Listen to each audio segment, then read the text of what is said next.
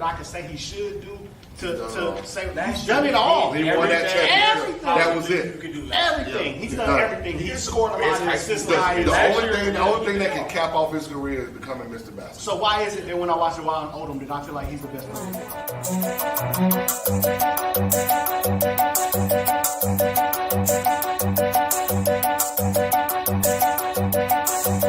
Every time I watch Ryan Odom play, I feel like I'm seeing something special.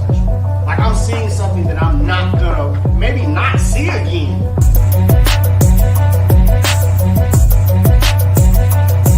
I said that for a long time. BJ Boston was my favorite high school player in Georgia. I don't get that feeling that I'm seeing something I'll never see again.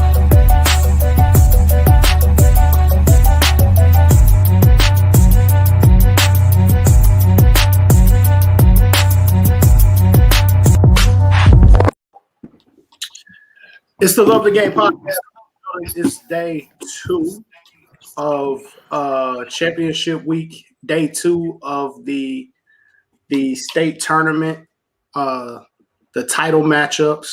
A very, very different day, fellas, than what we saw yesterday.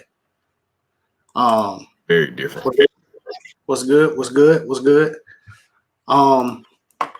I'll open it up to you guys, man. Anybody want to give any kind of opening thoughts? We saw on the first day, both games ending on the last possession of the game, and then we saw a little something different on day 2. I would say that that Pace Academy game was going to be a little tougher. Yeah. I mean, we all knew that. We thought they were going to win, though, so it wasn't any shock. And then, like I said last night, that I felt like if they really put their foot on the gas and compete, they got so much talent that I think it's going to be hard for most schools on that level to beat them. So it was definitely tough. For those who may not be aware, people listening, tuning in on SoundCloud, this is the Love of the Game podcast. We are the premier grassroots basketball podcast in the country. So right now we are talking about the Georgia high school state championships. And the first matchup was Columbia High School versus Pace Academy. And Pace was just way too much Madison Durr, too much Matthew Cleveland, too much everybody. Like too much everybody. It got up to 25. Stop kind of watching the score once it was up to 25. It seems like Pace Academy somewhat breezed through the playoffs because all their wins wasn't less than 10 points. That's true. Like none of their wins were their first win. They won 95-25 against Dade County. The second win against Banks County was 70-40.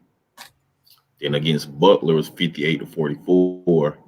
The toughest matchup may have been Thomasville. Thomasville, they won 56-44.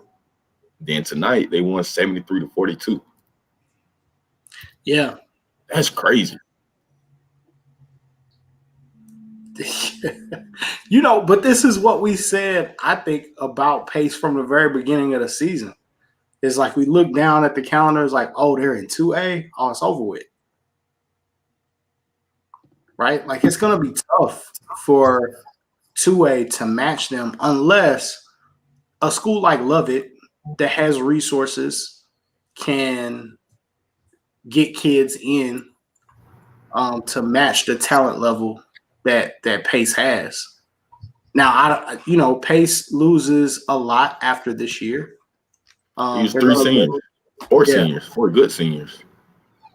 Yeah, well, I don't want to minimize too because everybody knows they're losing Matthew Cleveland, going to Florida State, Madison Durr, top prospect in 2021, losing also Cole Middleton, right? We know those guys.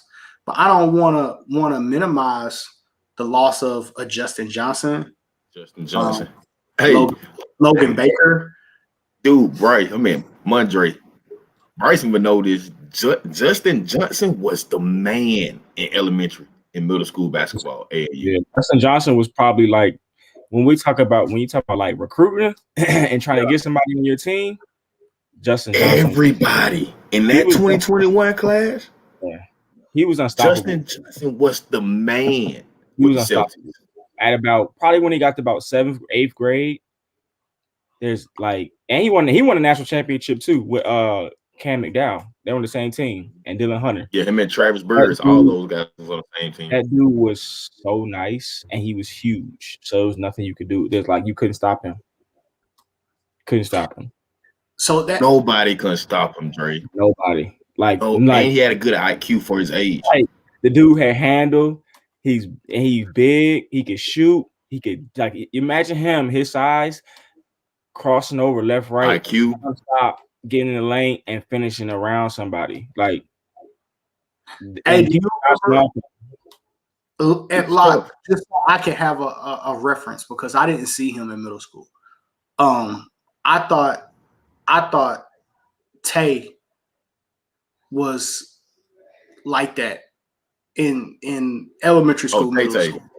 Tay. Was he better than Tay, or was he better than MJ at Kennesaw Mountain? MJ at Kennesaw Mountain was a monster. MJ, okay. The thing, okay. MJ was good. Tay was good, but they were just point guards. Justin can do anything at that time. Right.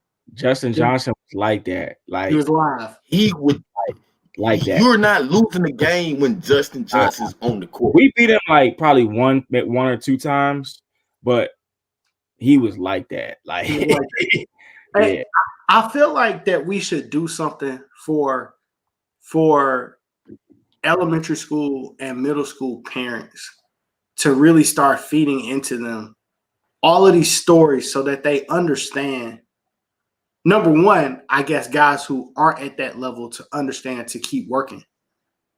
Because I won't call any names out, but Bryce, you've known a lot of kids that became great that weren't good at all early on, right? We don't want to call them about names out, but and then guys we talk about that were like superstars that didn't end up necessarily being superstars. Yeah, I think sometimes you peak too early. Yeah, and I don't think some of them stopped working. I think some of them just didn't grow. Yeah, sometimes you stop growing and you're bigger than everybody else at one point. That was Justin. Justin was just the biggest kid out there that can play. Hey, that dude was huge, but he was so nice with the handle. Yeah, like he could play.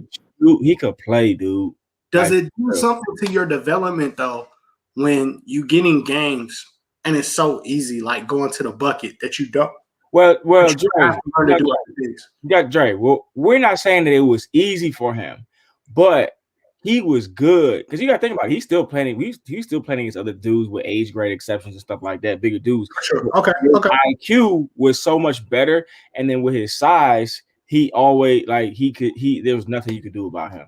And you got to think about it. There's nothing you can do. There's nothing there's nothing that you could do about it. You got to think he played with Dylan Hunter. He bro, he had Dylan Hunter. He had Cam McDowell. He had some others that I can't remember off the top. Like, yes, Travis. He had the kids out of Savannah. Yeah. Augusta used to come out there. Like, they had a ton of kids. That Celtics team with Coach Dickerson. Honestly, we gotta find a link from that team on YouTube and see if we can send it to you guys so you can really see what. That would be good. I love to see that. Because we all went to Greensboro for that 7th grade nationals when they won. So it was 8th grade, 7th, 8th grade. Could nobody do nothing with them. They might have had one game that was close. And congratulations to the kid. I don't want the kid to think that I'm shitting on him or nothing like that because we've talked about Pace and talked about him being an X factor for Pace on our show multiple times. But you know what, too, Dre? I think sometimes kids, their focus changes too, and I think that he probably already knew, like, I'm gonna be a football player anyway. You know what I mean? So, like, I'm nice, but I know. I literally just found the tweet on Justin. Yeah. How you find it? You just search on it. Man, Twitter has everything. Yeah, I'm finna What put did it in the chat. what does it say on it? What does this tweet say? Hold on. Is everything spelled right? Yeah, it says 2021 shooting guard Justin Johnson of the Atlanta Celtics has fantastic strength at his best when he's slashing and drawing contact. Like Yeah. he has a lot. Like look how big he was. He was huge. He was huge. Yeah, he was huge. Yeah. But he was huge. Damn. bro. This is him in 8th grade? Bro, he was huge, Dre. Sheesh. He looked like Big Mo. Right. My boy Mo. Dre, He looked like Big Mo. we talking about and we talking about guard. he could pat the rock like he could handle that giant. Like for real. Like he had that boogie, everything. Dang. Okay, I just sent y'all the whole article that Future 150 did on this kid. He was getting it done. So you throw him in the mix for pace too. It's a problem for It's a sure. problem, bro. They got football players that were ex-basketball players that still know how to play. They got an IQ of the game, yeah. IQ of the game. He know what he's doing. We're talking about Justin Johnson for pace. Yes. Yeah. So congratulations to the kid, man. It's great when you know it multiple kids that we know are football kids. We talked about Julian Nix before too. Nixon. Yeah. Nixon. And we talked about him before too. That Dre, when I had Julian Nixon, and I started coaching him in 4th grade up until 8th grade. But around 6th grade, he was probably about 6'3", 6'4". He was something like that. He was huge. He was dunking in the 7th grade. I'll put it like that. Well, when you get he those was scary. Yeah, he was scary. Yeah. When you get those kids that are already committed, playing football, already signed to play football, right, and still play basketball just because for them it's fun and they love the game. Like that to me says something too. And it says something about the culture, because if the culture of the basketball team was whack, if it was, you know what I mean, not a good place to be, and you know that you already have something on a football field, then you just wouldn't even bother, or you wouldn't deal with it. Yeah. A lot of these kids, a lot of them like love football. They want to play football, so they kind of like let the basketball thing go. So I know what I think. What it is, I think I honestly think you get more girls playing basketball than you do football. Yeah, because they see your face. That's why a lot of kids football field and still play ball. Yeah, because you got your helmet on, nobody can't see you. Well, you playing basketball. No lie, everybody sees you. I thought Bruce was gonna pick football over basketball. I really did. Nah. Coming out of middle school, I thought Bruce was gonna pick football. Bruce always had that basketball feel, I think. Yeah. So yeah, Pace gets the 73-42 win over Columbia. I don't know what else to say about this game because it was such a big margin. And that's a good Columbia team. That's not like that's a bad basketball team. Let me ask y'all this. I don't know if they're doing the Geico this year. They are. But does Pace qualify for Geico? I think they should. I think they should. I don't know how well they will do but I think they should. They want to say for Geico without me sounding like a hater, like I'm saying that they're not. I'm just asking. They're 28-1 overall. They just won a state championship. Their one loss came to Sandy Creek on the road. Well, you got to have some nationally ranked players for one, and for two, you got to win a state championship. So they check those boxes off. By winning state championship by as much as they did, they should boost their rankings in the countries. I would think that they might get some type of bid. The only thing looking at the schedule, biggest win was against Grayson. Beat Grayson, and that's what I was about to say. They didn't have the toughest schedule. They beat Tucker 60-53. That's a good win. Good win. I think they can compete nationally though with the seniors and the guys that they have. I think they can compete nationally. You know what I mean? Like now, I don't know. It depends on who they go play, but they might be able to go there and win a game or two. So I think that's what's next for that team. Yeah, I think they deserve the invite. I think they do. Think, Pace is very tough to beat unless you get them in foul trouble. Especially winning, like I said, they won by a good amount. Like they didn't win by 1 point. You know what I mean? Like they showed that they clearly were the way better team. 30 ball makes me want to see a champion of champions. Yeah. So after this. Now, can they go in there and beat like a Sunrise Christian? Probably not. That's tough. Yeah. You know, but depends on who you match them up with. Depends on who you match them up with, and they got a chance. So, I still think they deserve a bid, though. I think they deserve it with some nationally ranked guys. It'll be nice to get a team from Georgia. Yeah. Anybody else in Georgia deserve a Geico bid, or we want to wait until we see the state championships play out? I think we gotta wait. Yeah, I think we gotta wait. Yeah, in all fairness, I think we gotta wait. Yeah. Because honestly, a lot of those Geico teams come from like prep schools. You know what I mean? Prep schools, yeah. Like private schools that can go recruit heavily. You know what I mean? So it's kind of hard to compare our public schools to that when they can go get whoever they want. Should Georgia be allowed to recruit? Should we just open it up and allow people to recruit kids? I don't think we've ever really considered it, but what harm happens by letting schools recruit kids? I don't know. I think I think the most popular programs will always have maintained a lot of talent. You know what I mean? Or I don't know. I'm not sure how that would work. I wouldn't mind it. I wouldn't mind it. I think it'll be bad, but like Bryce just said, once your school builds that resume, it does the recruiting for you. Mm-hmm. I agree.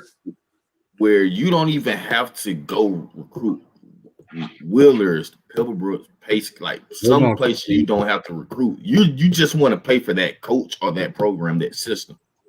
I agree. And I feel like in different areas, it's like that in different areas. We know about Johnson Savannah. They known for having good guards. We know about Westover and Albany. They known to have good guards.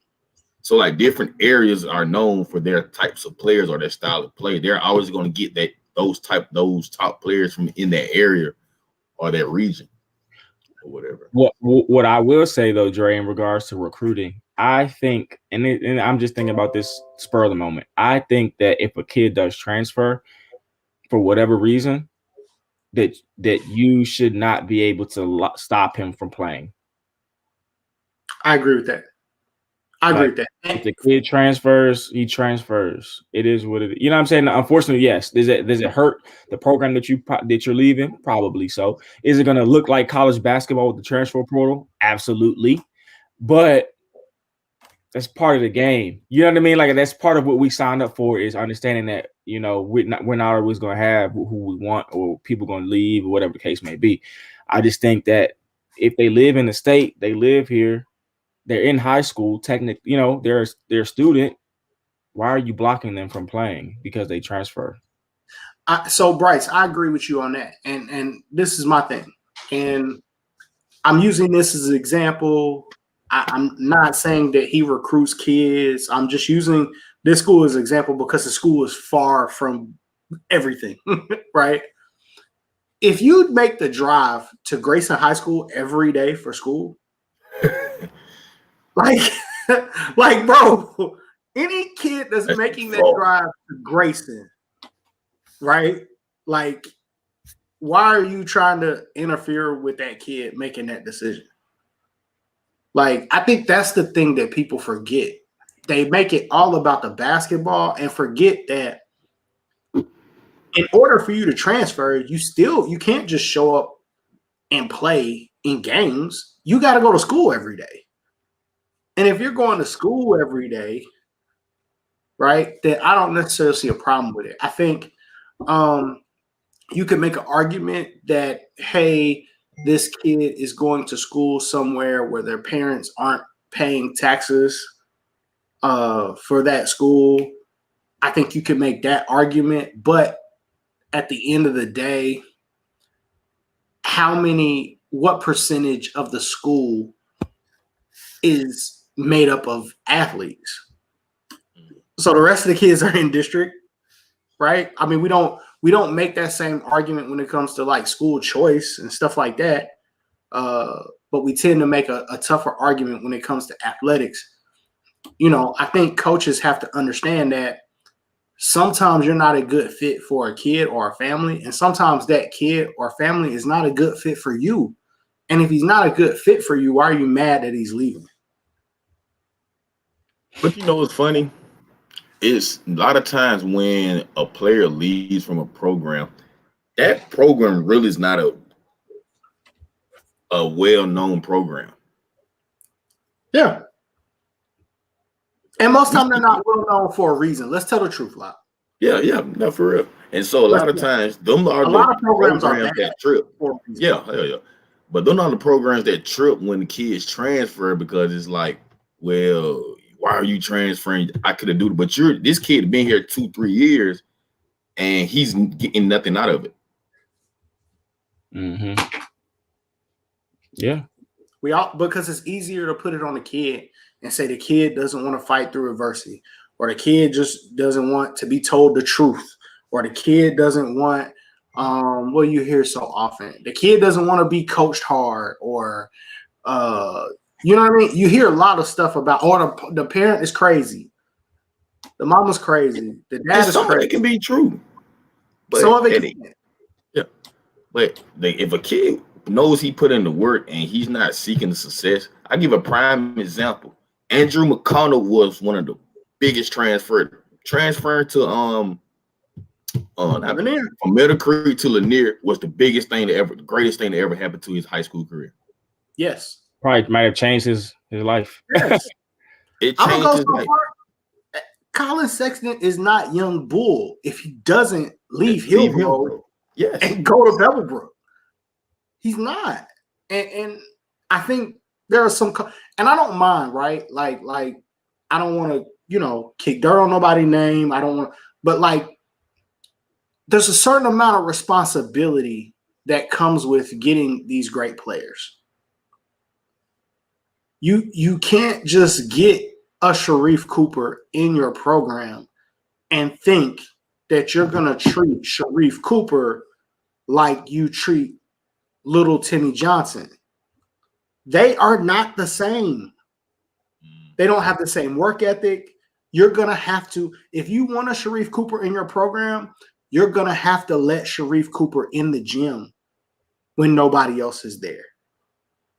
You're going to have to play in events. You're going to have to fundraise and come up with money to put him on that platform. And I think it's easy when you think about Sharife as a senior, but McEachern bought into Sharife as a freshman. Yeah. They bought into him when he was in middle school, when he was playing with AOT. So, and NYBL. It has been said, I ain't checked the numbers. It has been said that he was getting 8, 9, 10 turnovers a game as a freshman sometimes. But they stayed in, and he became what he became. I mean, hey, Colin Sexton's first year at Pebblebrook, it wasn't all roses. No, it wasn't bad though. It wasn't bad, but he had a lot to learn. Yeah, he played with Jared Harper. He was on the way.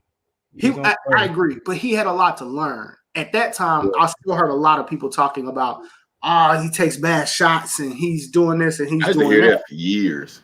Yeah. He was coming into his own, starting to figure it out. And he was also playing in the hardest conference or region in the state at the time. Yes. Come on, bro. That was Division I game every night. I'm just saying that, to me, sometimes I feel like coaches struggle with buying in with what a kid can become. They do. and they're too locked in on what he is right now, what he can't do. Now, it's not even about what the kid can do. You're totally locked in on what he can't do. Right. And to me, it blinds people to a certain. I mean, if you're a new coach, in my opinion, let's say I got hired for a high school job, hypothetically, and I'm a new coach, new program, and I got a good group of 8th graders. I got 6 8th graders that come up. I'm like, okay, I see something. When they in 9th grade, I've got to get them on the same page, whether they all play JV or whether they all play varsity. You know what I mean? I've got to give them the opportunity to build around them. So by the time they sophomores and juniors, they ready to go. And sometimes people kind of miss that. And I think, you know, if you're playing guys that aren't always your kid and you come in there and change things up, you're not going to get the results you want probably. And one thing that a lot of, you know, when it comes to transfers and who you play and who you don't play, one thing that I see successful coaches do a lot, and Huff mentioned it all the time, that if it's close between a young guy and an old guy, I'm playing the young guy. Yeah.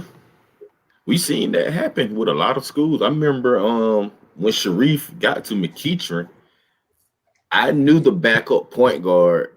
He was a senior. He's been prepping all these years because I forgot what guard. I forgot though. It was a guard at McEachern that was a region player of the year. Yeah, his name was like I know exactly. Yeah, they had a couple of them. Yeah, they had Isaac Martin. This guard, Isaac something. Isaac Martin. Yeah. But this guard was playing backup for this region player of the year for like 2-3 years. Now he's a senior. Now Sharif comes in. Mm-hmm. Sharif takes his spot. Yep. Mm-hmm. And he transferred, didn't he? Yeah. I remember that. Yeah. But that's one thing I think. That's a good point. I think, Locke. Sometimes as coaches or adults, we're scared to make that decision. And unfortunately, again, that's another decision that's part of the game. You know, like if you're just not getting it done or you're just not good enough. But you know what? I think he was good enough. But when you have somebody like Sharif who knows not saying his kid didn't put the work in, but special. But you knew Sharif was special. It was like you knew this kid had to have the ball in his hands as an early, you know, as a freshman, because you knew what he was capable of doing. So, you know, shout out to Coach Thompson. In order to become the Sharif that we all know and respect, I don't think you can sit Sharif on the bench for, you know, a couple of years waiting for him to become that.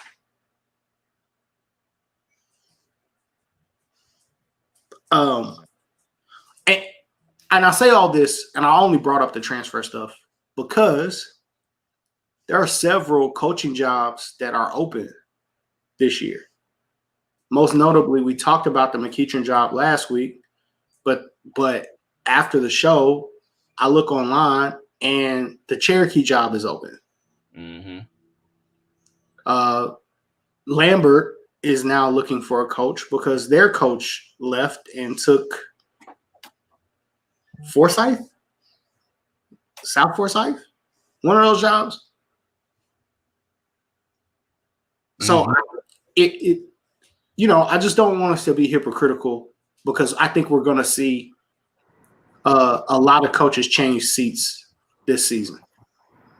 Yeah, and it's like that every year. Coaching, Kyle Sandy's coaching website usually has a list of 30 people. You know what I mean? It's part another aspect of the job. I think we'll see big names move around this year. Oh yeah, there's some good jobs out there. It'll be good though. It'll be good for maybe a mix-up. We've seen things steady for so long. Maybe it'll be good to see. You know, now that he's retired at McEachern, maybe we see a new face at, you know, at McEachern or a new face at somewhere else. And you never know. That might bring up like Denmark, like Locke was mentioning not too long ago. Denmark is a new program. They've done really well lately. You know what I'm saying? So you never know what it does for another program. Powder Springs is going to be off the chain. Yeah. I'm gonna say that Powder Springs is gonna be off the chain this summer. Eagles Landing gets it done over Tri-Cities. Man, Yeah. that was tough. It's like we all kind of knew like we wanted to pick Eagles Landing, but out of respect, we chose Tri-Cities. But I picked Eagles Landing. you picked Eagles Landing, me and Locke picked Tri-Cities. Now, what I didn't realize, and the first quarter, maybe even the first full half, but definitely the first quarter made me understand. And even though I picked them, I didn't realize how deadly Eagles Landing is in transition. Like, bro, that Eagles Landing Dutchtown matchup over the next couple of years. Yeah, man. That I was just telling somebody that AJ Barnes kid, 2022, and against Cohen Carr, that's gonna be Tough, yeah. Gonna be a matchup. But yeah, AJ Barnes 6'6" combo guard is nice. He's tough. Really nice. That Eagles Landing team, man, like they watching Tri-Cities as good as they are, especially defensively, as good as they are, struggle to keep Eagles Landing out of transition and keep them in front, keep those guards in front of them. Like when you talk about the 2-2-1, they were going 1-3-1, like they were doing a lot to try to just slow them down. And it just wasn't going. Yeah, like they reminded me of the Triple B boys. Like they was just throwing crazy outlet passes. Like, they got what, 2 more years left? Yeah, David Thomas has 2 more years. DT and AJ Barnes has 1 more year. I'm interested to watch this kid, man. Is he playing? Is he playing with Honcho again? I think DT. I don't know. Yeah, I'm more than likely, yeah. Because I think his dad may be on the staff again. I got to see him in person. Who, DT? No, DT's good, man. DT was at a freshman U. DT's good. Nice body, good IQ. He's been in the game for a long, long time. Really worked on his jump shot. Shoots the ball, elevates on his jump shot really good. He's really, really worked on that a lot. He's an on the radar regular. I remember back when he was playing with Georgia Excel. Yeah, I remember the Georgia Excel. Yep. Been going for a long time.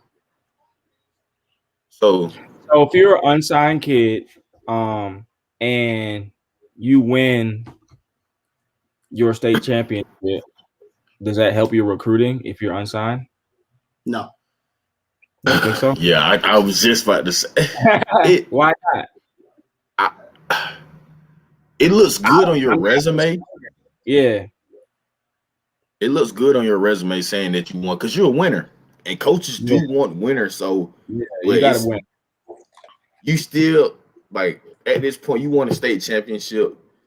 You still need to be at the Corey. If you don't have nothing popping, you still need to be at the Corey Black camp. You need to be at Chris Watkins camp. But it looks good to see that, okay, this kid just won a state this week and he's at the camp grinding. That looks good to coaches' eyes to me. What if you think it looks good to coaches who are already in on you to some level? If they're already kind of had your name written down or had kind of been talking to you, then yeah. But to have a coach get in on you because y'all won a state championship. I mean that you're like people already know you, like they know you already unsigned, not like you're a fresh face. It looks good. Like it looks good on Twitter. It keeps your name buzzing. Like Madison, they're a prime example. Yeah, it keeps your name buzzing. Like Sean put out a tweet that he's a low major guard. So it keeps his name buzzing out there. So think about, all right, he just won a state championship. I don't know if he's gonna go to any camps this week, but just say he plays in ANU next weekend and on the radar with a team, and he does well. So I think he would just keep capitalizing, and because y'all know how it is on Twitter. Once you keep seeing a kid name, you're gonna get one offer. You'll pick up a few more. Yeah. Okay. I was just curious. I just wanted to know because people are winning state championships and a lot of them are unsigned, or they get into the Final Four and they're unsigned. Does that help them? it looks good. But I know how recruiting is, so I feel like I agree with what you're saying in the sense that you still got to get that momentum. You got to keep that momentum going. You just gotta keep going. You can't stop. Like you can't really sit out this spring. If you're unsigned, you need to be at as many camps as possible. Everything. You got to go to everything. Some kids feel like they only going D1, so they may not go. Oh, bro, no man. The transfer port is looking like the blue flame hot on All-Star Weekend. Right?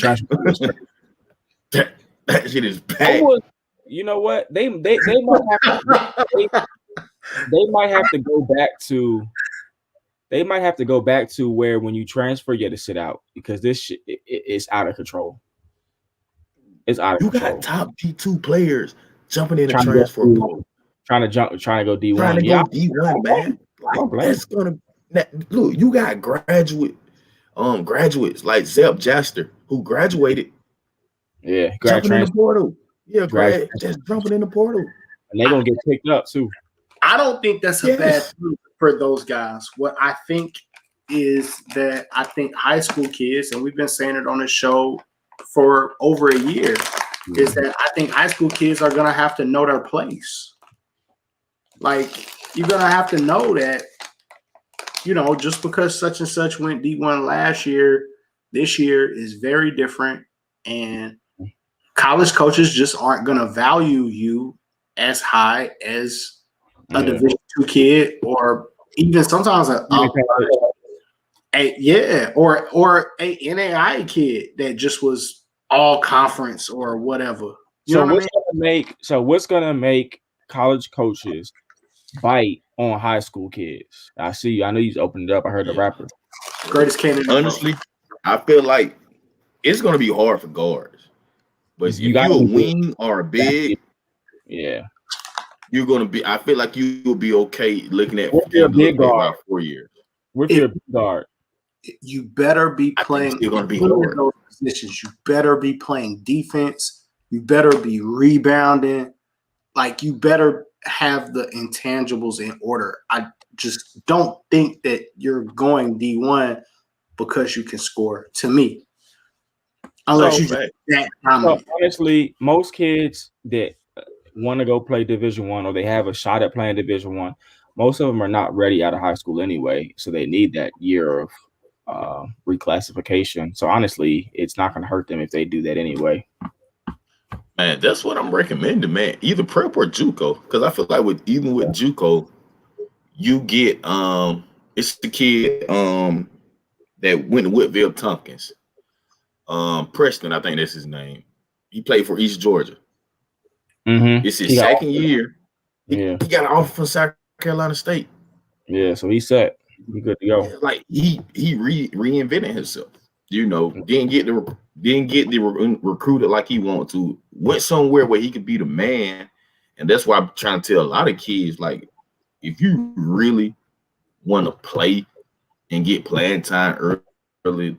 Like the JUCOs in Georgia and Alabama, they learn their freshman guards play early and getting time. And they're getting their kids to the next level. Moving up to the next level. Yeah, it's too many kids picking schools off of a name, bro. You gotta stop. It's too many kids picking schools off of a name, off of clout, off of hype. Like you haven't seen this team play. Like you don't know nothing about the coach or the style. You just, you know what I mean? You just pick it off. Yeah, that's a good look.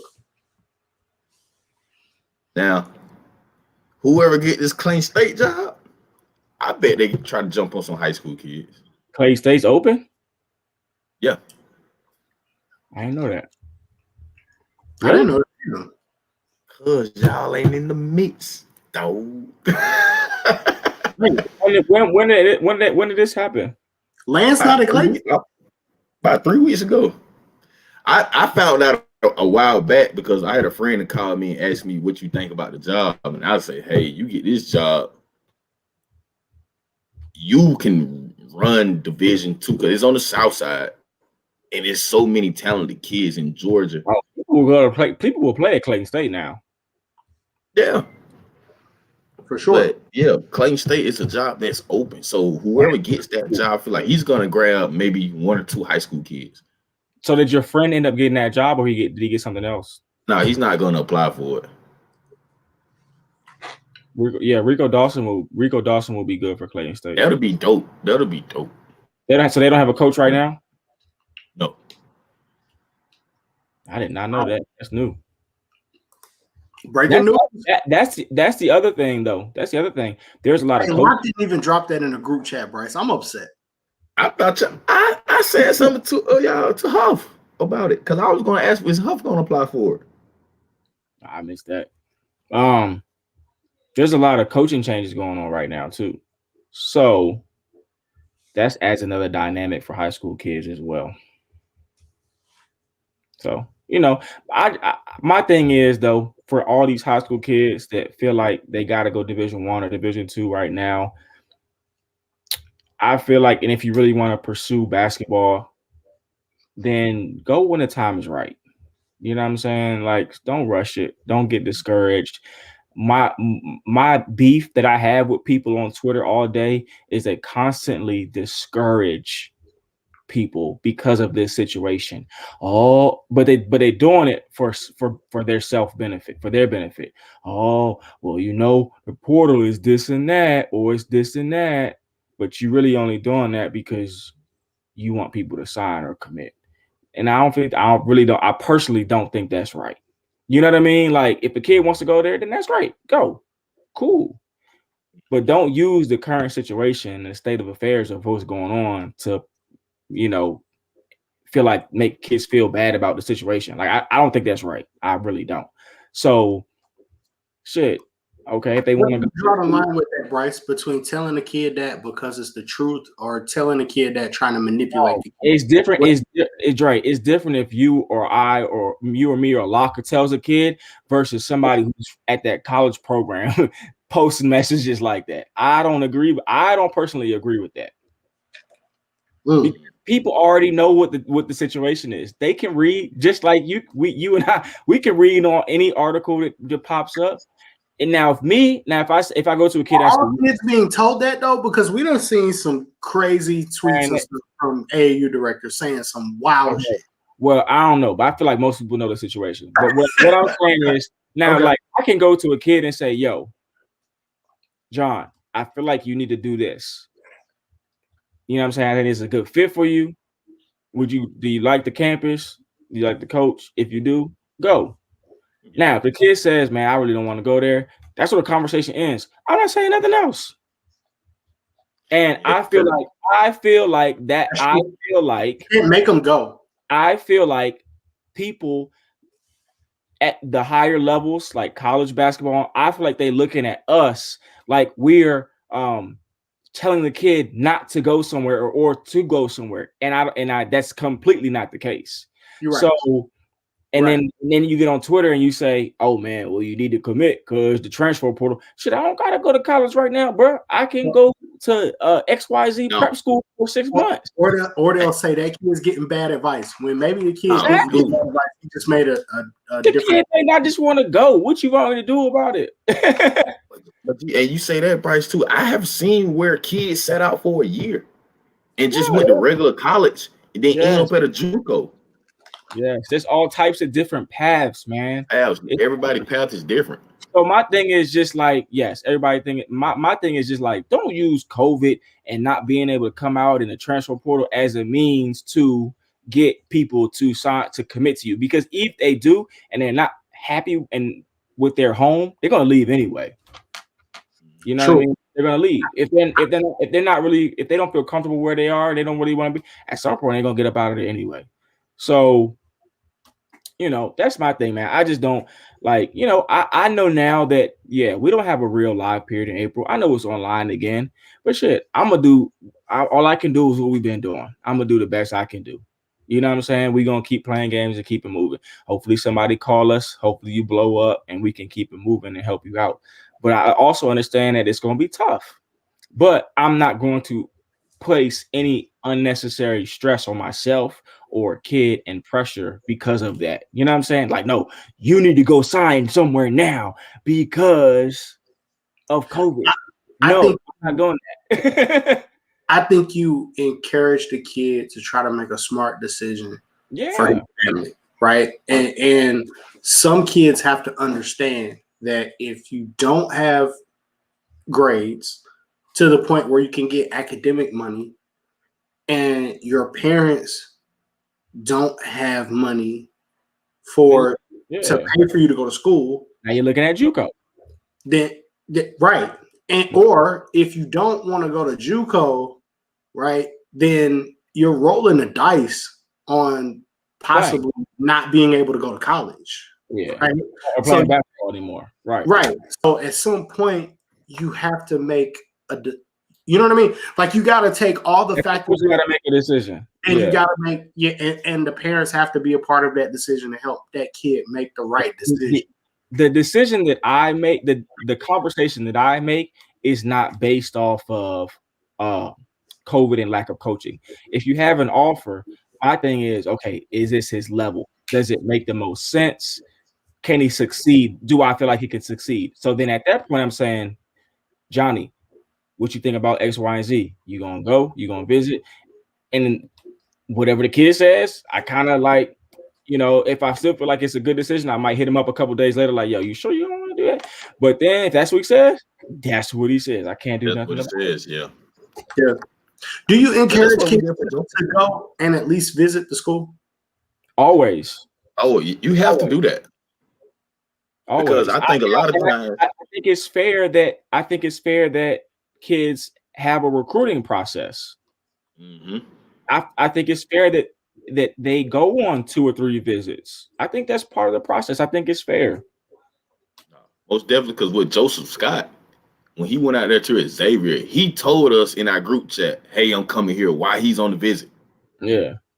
And we told us probably a day before, 2 days before he was gone. But somebody said, like, what if somebody waits and doesn't get anything? Well, then at a certain point, you got to figure out what you're going to do. You know what I mean? Like, do I play basketball? Do I go to a prep school and play a 5th year before college? You figure out what you're going to do and keep it moving. Yeah. I think, and these are the conversations we're having with them Man Up as well. It's like, look, we could take you to the water. You got to figure out whether or not you want to drink or not. That's on you. Now look, like Makai, he picked up another offer last night. I had a conversation with Makai on Saturday. I said, when was the last time that school hit you up? He said, they've been hitting me up. I said, are they gonna offer? He was like, yeah, but they want me to visit or whatever like that. I said, well, okay, cool. So let's say Makai decides to commit to that school. Congratulations. We are proud of you. You know what I'm saying? We wish you the best of luck. That's it. That's all I can do. You know what I'm saying? Like, now if the kid says, man, I really don't want to do that. I still want to try to go higher. Okay, well, here's what you're probably going to have to do to get that to happen. That's all the conversation is. So, Bryce, here's the thing that I don't understand when kids say, I want to go higher. Mm-hmm. What is it that you want? What does that mean? Well, most kids, a higher division doesn't mean that you're going to a better school. It doesn't mean that they have better facilities. Yeah, but Dre, people ain't looking at it. People are not looking at it like that. They're looking at, I want to play Division I. My man's got a Division I offer. Shit, I think I'm just as good, if not better than him. I want to go Division I too. To me, that thinking is dangerous. That's the thinking that I think Yeah, but people to make those statements that we were talking about earlier. Yeah, but sometimes though, Dre, they do have a chance of getting to Division I level.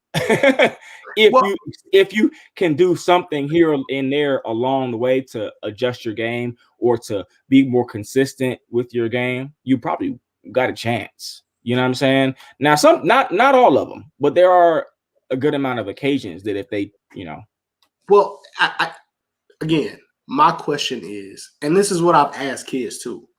What is it that you expect the Division I level to do for you that won't be done for you right at Division II? What is it that you want? If I play low, Dre, if I play low major, just the label.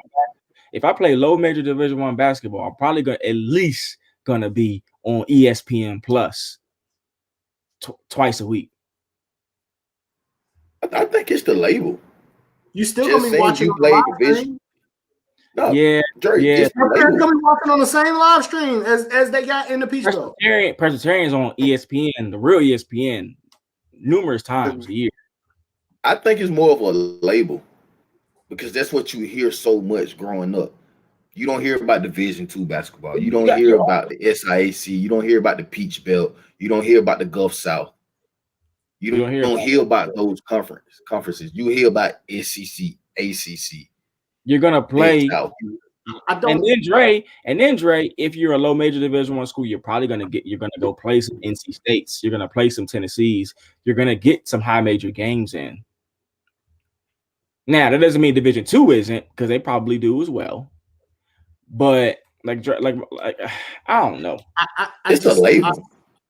I think a lot of it is the label. I don't think parents and kids understand that there are some Division III schools that travel better, that give you more gear, that have better facilities, that put more money in your pocket, and that have higher graduation rates and higher placement rates after school than Division I schools.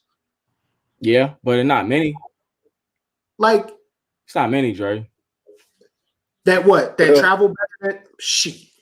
I mean, I'm saying they have the whole overall total package. It ain't many. It ain't. I wouldn't say necessarily overall total package, but that are those high academic D3s and high academic D2s have money. Yeah. No fact. Like, you're staying in a better dorm than some of these D1 schools.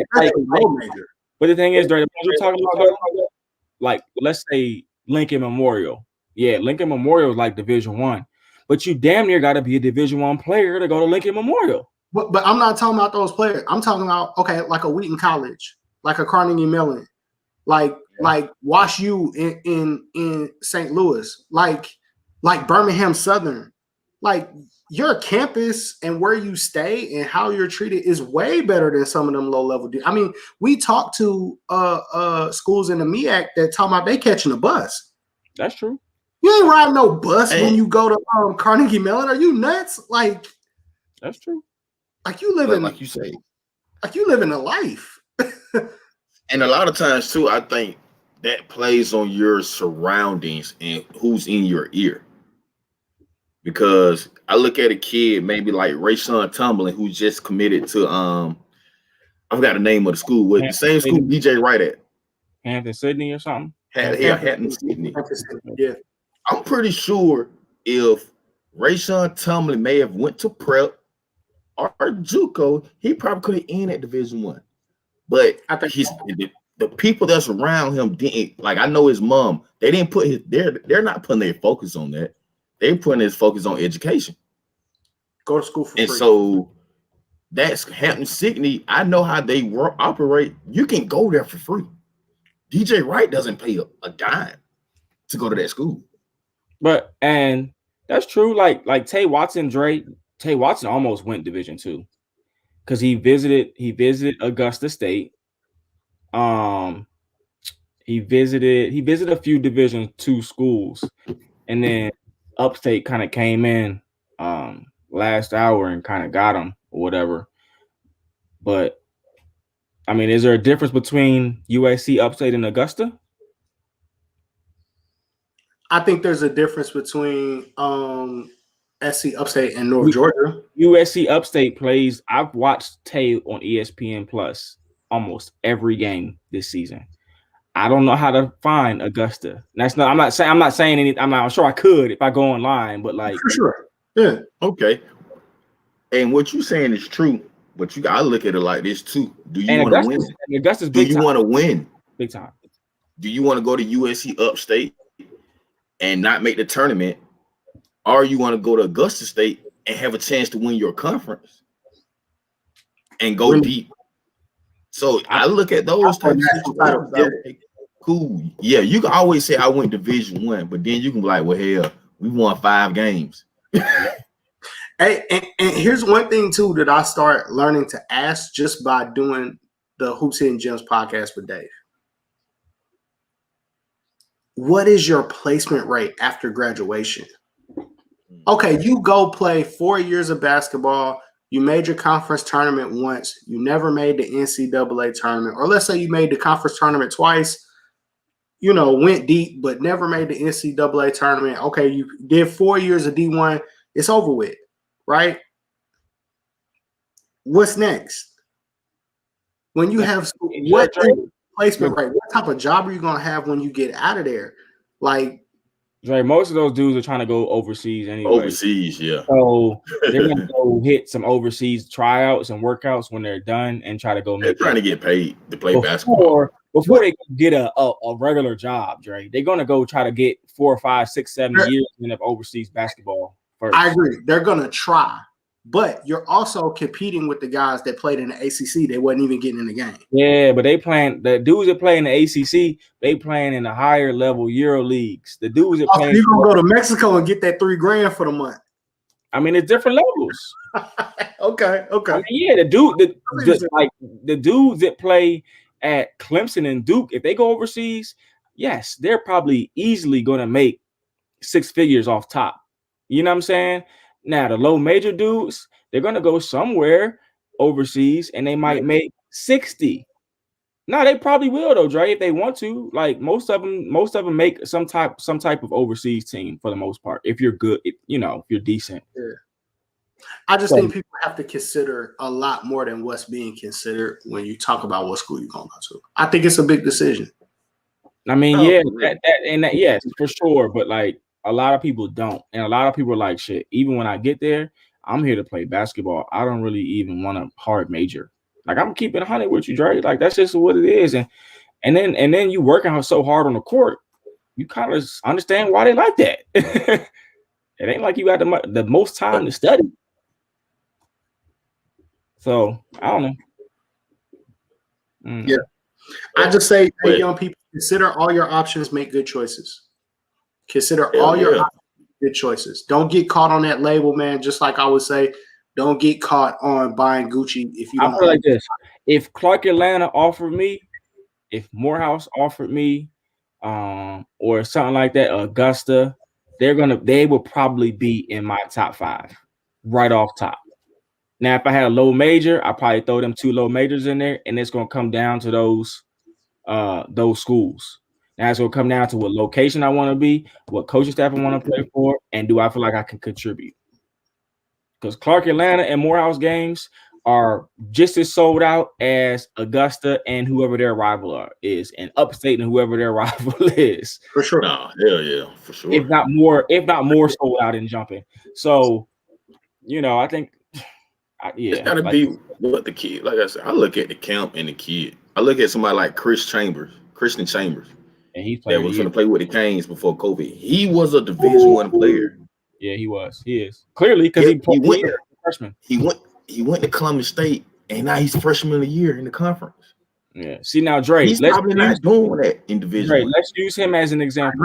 Let's use him as an example. He's freshman of the year. Let's say he comes back sophomore year. He's first team. He does the same stuff for 4 years. He's going to go overseas and make a good amount of money. For sure. And what I will also say is, by him taking that Division II offer, he may not stay Division II very long. You go from freshman year to conference player of the year, He probably could. He Honestly, he probably could jump in the portal right now and get a little He major. might be gone. But But you know what? The It's thing tough. is, Let's be honest. Yeah, Some of these D2 guys that are jumping in the portal already know where they're going. They've already had contact with the team where they're going. They know where they ended up. they're not supposed to though. You're not supposed to talk to anybody till you officially in the portal. Oh yeah. You're not but supposed you know to. what? I don't think he's going to leave because Columbus State had produced a ton of pros. Yeah, he probably don't need to leave. True. So he That's may good not even basketball. leave. It's good basketball. Yeah. Yeah, man, Coach Moore and Jared do a good job out there. I in agree. Columbus State. I agree. I mean, hey, they letting you rock out. They showing you love. You won freshman of the year. Hey, Like, why leave? Like, yeah. only way he can leave, maybe he'd be like a graduate transfer. After he does get his degree, he's like, okay, it's time for something else. Finish up, go do one somewhere else. Yeah. Gotta love. I just, hey man, we always say go where they love you. Man, go where they love you, man. Stop trying to get somebody to fall in love with you. If you got somebody who already really loves you, might be a good situation. Consider all your options. But I would definitely start asking schools about their placement rate after you graduate. What's the average starting salary for basketball players after they graduate? But Dre, A lot of 18-year-olds ain't thinking about that. Dre, that doesn't really have anything to do with the college basketball coach though. It's not his responsibility. Like because the kid got to hire an agent, Dre. Am I coming here for 4 years or am I coming here about the next 40 years? You talking about? These are the questions I'm asking as a parent. Are you talking about the kid going professional, asking the college coach? No, I'm asking because here's the thing. Even at the D1 level, there are only let's talk about overseas. Yeah. You can only have 2 Americans on your team. Correct. You can't have a full roster full of American dudes. So think about how many college players there are fighting for those 2 or 3 roster spots on each of those rosters for those overseas teams. It's not like everybody is going over there and you're definitely going to get a spot. Correct. Right? So yeah, I'm asking a lot. The vast majority of those college players are going to get jobs. Mm-hmm. So I'm definitely asking as a parent, what's the placement rate for the kids on the basketball team? What internships are you guys getting them? What connections if I'm sending my kid to you, what is he leaving with except for whatever y'all did on the basketball court? I'm sure that those college coaches have some type of connections to agents to get those kids. For sure. Hey, you know what? Rick Pitino was really good at it at Louisville. He made people wealthy because a lot of those guys became successful real estate brokers, became successful stockbrokers. Like he was good at positioning people into money management and that market, right? Like I want a coach that like tell me you're gonna help get me placed at Nike. Why are we wearing all this Nike stuff if you can't call a rep and help me get a job? Damn, you got high expectations. That's tough. Hey, coach, hold on. If you go D1, you think every Division I coach got connects at Nike? No, I think they get paid by a shoe company. Not every Division I coach, but a lot of them are getting a check. Yeah. And it doesn't have to be Nike or Adidas, but it's somebody. I don't care if it's the local car company that is like you, like what's happening to your players afterwards? I got you. I mean, we judge high schools that way. That's true. How successful are you getting guys to the next level at high school? Like I'm asking what, to me as a parent, like I would, that would be part of how I weigh out if this is a good situation for me or not. Unless I go JUCO, then it doesn't matter. Then I'm just asking how many guys you get to college, 4 year.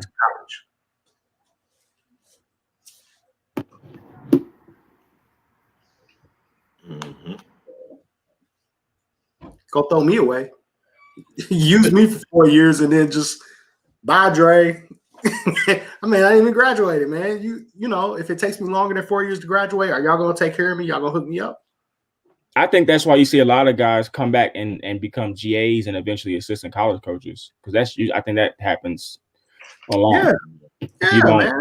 you know, then you just go ahead and get straight back into the business anyway. So I think that's why they might go overseas and play for 3 or 4 years and come back and be a GA and then eventually become an assistant coach, head coach. That happens a lot. Coach, lie to me. Tell me my eyes is pretty. Tell me something. Like, tell me something you want me to go. I don't think a lot of parents are asking those questions when they get it when they go on those visits though. Or kids. I don't think they are. I doubt it. Well, there you go. You listen to Love of the Game. We give you more questions to ask that college coach that's trying to recruit your kid and trying to pressure your kid to sign and talking about COVID and all this kind of crazy mess, trying to pressure your kid to sign. Pressure them back. Pressure them back. You need to ask coaches about the Black Lives Movement as well. For Like, sure. they need to know what's going on. Speaking of that, we had and I'm gonna be done for tonight. But the issue at Creighton, when the head coach said that we need to something like we're on the plantation. We need to make sure we're all on the same plantation. We don't need people jumping off the plantation. We need everybody together or whatever he said. Yeah. Right. So because of that line, he now lost the top 100 recruit, decommitted today. So there goes your Black Lives Matter right there. Got it. Hey. You say some foul stuff. You got black. Huh? How do y'all feel about that? And then we'll close. I would have done this. I would have done the same thing that kid did today. In these times, you gotta watch what you say. I'm typing up my message. I'm a top 100 kid. I'll be okay. I'll find somewhere else to go. Nah, that's not gonna work. Nah, because to me, that's not even something I feel like should be in your thought process. Yeah. Like that shouldn't even be in your vocabulary. That shouldn't even like what? Huh? Like plantation. Who says plantation? Yeah.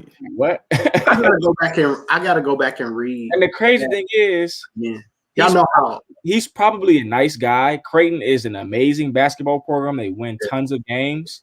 But how was that in your vocabulary? How did you even think about that at that moment after the game? Yeah. Nah. And y'all know how on go I am about stuff like that anyway. But I wasn't so on go about why not? It. Why not? Because I feel like I've said really dumb shit before. It just in the moment, and not like that. Not like that. You lose like you're trying to use an analogy and you miss your word and you say something. I understand that, but not like that, Dre. You shouldn't. He shouldn't. I'm not apologizing for it. Y'all know how I get that. It comes to like this. So and I'm not even saying he's that kind of person. I'm not saying he's like that, but I'm just still trying to wrap my mind around the fact that how he got there. Yeah. Plantation? How you get there? I agree. It's the vocabulary. I agree. You gotta pay a price for it though. I will say you gonna pay for it. He handled the post scenario as well as you can handle it. That's what I said. He might not be like that. He might not be that kind of guy. I don't think he is based off of like just seeing him on TV, and I don't think he is, but it was like you said, it was the wrong thing to say. And I wouldn't know. I don't know him at all. I don't know. I don't have no. But I know his son. Goddamn, they looking at his son crazy in the locker room. Well, he had an NBA son too. I don't know if Doug McDermott. Yeah, I'm talking about Doug. Yeah, Doug. He's still in the league. And I think he has a son that plays for him too. He got a couple of them. So relationships matter, man. You tell coaches all the time. I think that helps you stop saying stuff like that when you have deep, close relationships with people. You kind of understand. Could you imagine being in the huddle and after not even in the huddle, but in your chair in the locker room, and somebody says the word plantation, and you're like, what? You look wrong? Yeah. Bro, what you mean? You trying to say? Yeah, calm down, coach. Relax. You gotta relax. You're tripping. Yeah. What other word could he have used instead of that? Because I know what he means, but what else? I think he wanted to say ship. You don't want to, jump off the ship. You don't want to. Yeah, that's what I was thinking. Jump off the ship. Yeah. But plantation. It was just the wrong word to say. It was just I think I'm trying to do this myself sometimes. When you say something stupid, I think it can be better if instead of trying to finish your analogy, just stop and just say that, hey, that was stupid. That's not what I'm trying to say at all. Yeah. Like, he ain't catch himself on that one. Yeah. Well, he wasn't the only one, and he had the old boy from Miami did it too. So he said something wild too. But it is what it is. Yeah, he blew it. He definitely blew it. Bad. Hey man, that's our show. Congratulations to Pace Academy. Pace Academy is our 2A champion, and congratulations to Eagles Landing. Eagles Landing being our 5A state champion. Guys, we've got more action coming tomorrow. Do we want to make some picks, man? Who we got tomorrow? Let's see. You got 6A, and you have 1A. Is it 1A public? I got you covered. 1 second. We got Sandy Creek. We got our 3A boys championship, which is Sandy Creek versus Cross Creek. It's the first game at 2:30. And then 6A, which is Wheeler versus Kale for what's this, the fourth time? Yes. Yep. At 7:30. I'm going Sandy Creek, and I'm going Wheeler. I'm going Wheeler. I went against Wheeler once. I'm not doing it again. Sandy Creek and Wheeler. Don't want Shep on his bumper. No, I'm messing with you, Rock. I'm going Wheeler. I'm going Wheeler too. I think don't get me wrong. There needs to be more respect on Jermaine Sellers' name. We're giving it to him. We're giving it to him. We've given it to him. Yeah, we have on this show. Yeah, but I think that staff that at Wheeler is really strong. Wheeler, if Wheeler's locked in and all 10 or 12 of their guys are locked in, I agree. It's gonna be Wheeler, and I think Sandy Creek gets it done as well. That's our show, man. Love you guys. We'll see you guys tomorrow night. We'll be on around 9:00 sometime, but directly after the Wheeler Kale game with all the reactions, and we'll have a discussion. I'm sure there'll be a lot to talk about tomorrow night. But I have a special guest tomorrow night. Oh, we do. Yeah, that's right, Locke. We do have a special guest tomorrow night. Are we going to keep it to ourselves, or are we going to announce it now? No, we can announce it. That's fine. Go ahead, big dog. Hey, we have Lee County Final Four high school coach coming on, Kervin Davis. Led his team to the Final Four in 6A, a remarkable run. And we should be getting MJ Taylor on as well. The starting point guard for Lee County. Have a player's perspective and a coach's perspective on this matchup. It'll be good. The South got something to say. For sure. Come kick it with us, man, tomorrow. Yeah. Listen, man. We not talk about the girls matchup because I don't. Westlake gonna win. Westlake is gonna win. That's all I know. I was gonna sound really stupid. It's not sexist, it's stupidity, because that would be the only thing that I know to say is that Westlake is gonna win. Sly, we might have to have you on one day to break down how all the state championships on the girls' side broke out. But we'll talk about that. But that's our show, man.